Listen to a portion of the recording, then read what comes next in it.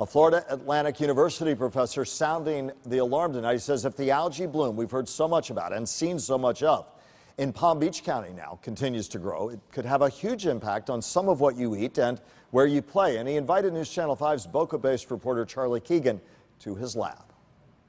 And I went over to C51. Dr. Bill Lauda says he couldn't believe it. I picked some of it up there. The research professor has studied water quality for more than 40 years, but he'd never seen algae in this Loxahatchee Canal until last weekend. I can see it going by with this green slime on the surface. So Lauda stopped his car and bottled up a sample. Today, he confirmed his suspicions.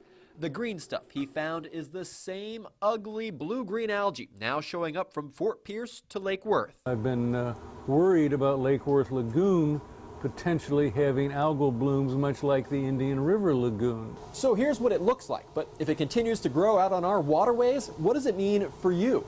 It can break the whole food chain and goof up the ecosystem. Lauda says some forms of the algae are toxic and it can kill animals and plants living underwater. And you don't want to touch it. You don't want to eat any shellfish or fish that have been consuming things because this toxin gets passed up the food chain. Lauda is now working on his own to find out what's causing this algae bloom. He says it could be anything from fertilizer runoff to septic tanks leaking.